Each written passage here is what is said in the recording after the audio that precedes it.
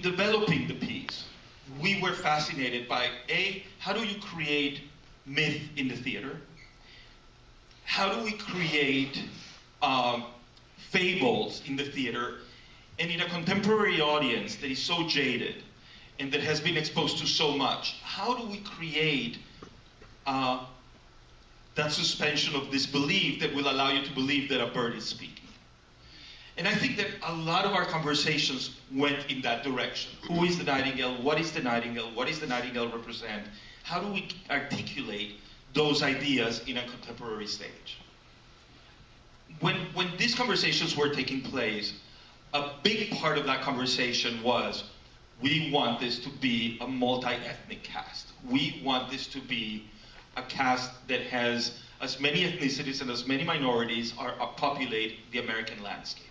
So there was a very strong decision made in that vein, because we were in search of a mythical space. We were never interested in setting it in a real China, at a real time, in a real moment in time. I think all of us in the creative team, we have done work that is set in a very specific place, in a very specific time. And I think that had we thought we were setting it in, feudal China or in China in 1817, our casting choices would have been very, very, very different. I want to talk about also the design process and the process with which we conceived the piece. It's true that, unfortunately, when you look at this, and you said congratulations to our designers, that there is a sense in which it feels Chinese, right? They're Chinese lanterns, right? Yes. There is, right? So, but let me just go on with that. Yes, there are Chinese lanterns. Yes, there's also the whole back wall is full of Moroccan lanterns, right? There are some costumes that are very influenced by Asian aesthetic.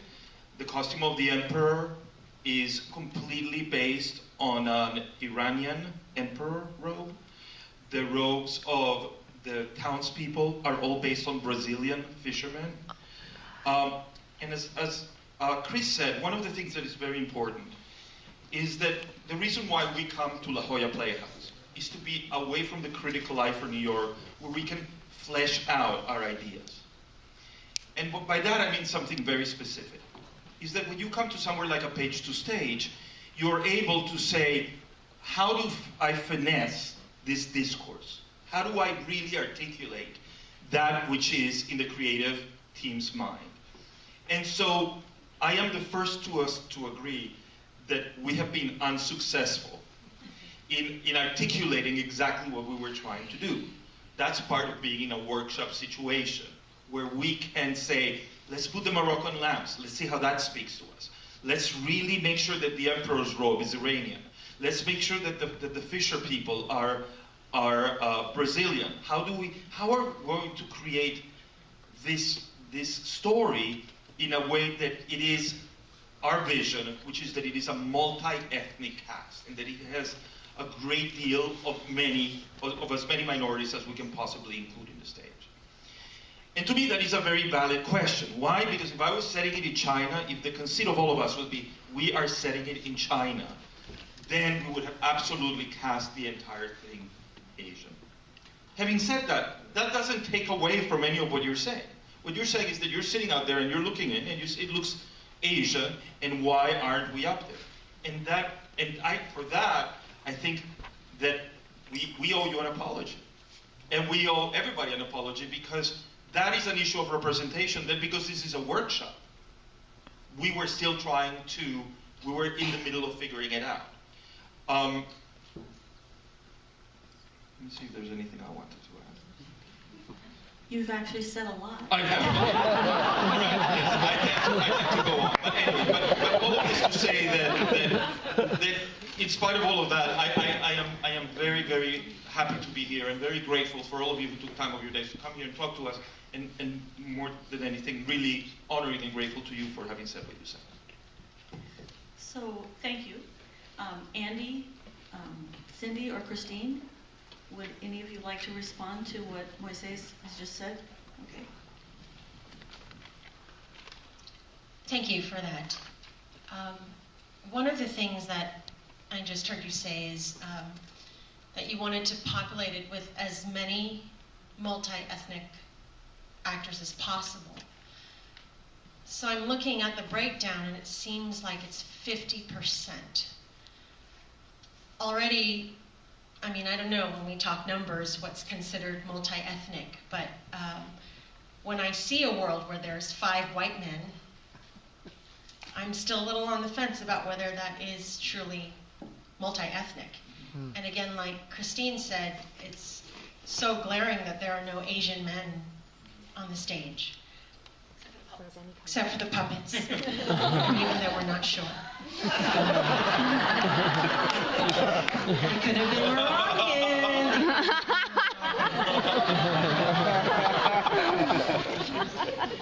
And, you know, the other thing he said is, and we didn't want this to be a real China, but China's a real place. So if it was China, but it's China. And the people in the story at one point actually say something about someone in Japan. These are real places, and everything that we see as an audience and everything in the marketing materials that say, break out the chopsticks, tell us that you think it's in Asia. So you explaining the concept of not thinking of it as being in China is one thing, which I respect, but it doesn't line up to what we're seeing. That's not what it feels like.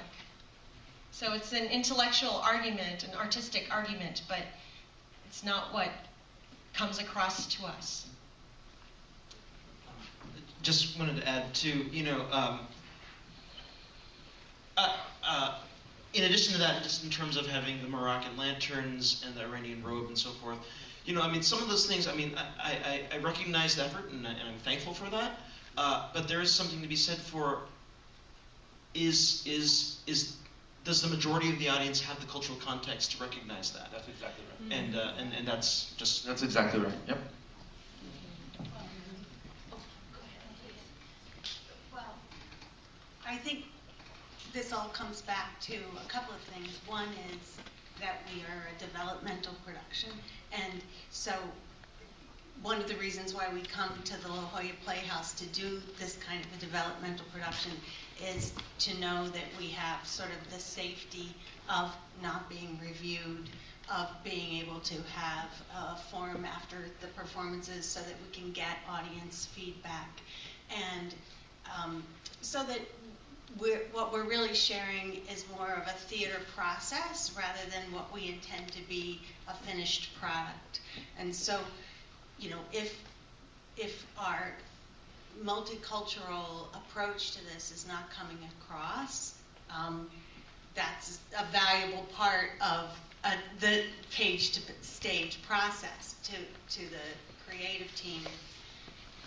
So, you know, I do think that the microscope that's on this production as a result of all of this is incredibly important to all of us in terms of, you know, opening up the discussion and educating us in everybody, you know, and to think about representation and all of that. But I do want to remind everybody that it's like we're, you know, we're still getting there, you know. Christine? Thank you for all of that and explaining the concept, and it really is helpful to hear that. I want to point out that the names of all the characters are still all Chinese, so that's a big disconnect. We've got it, yep. And you know, also being an actor, have great respect for your cast. That, you know, this is not about casting aspersions on them.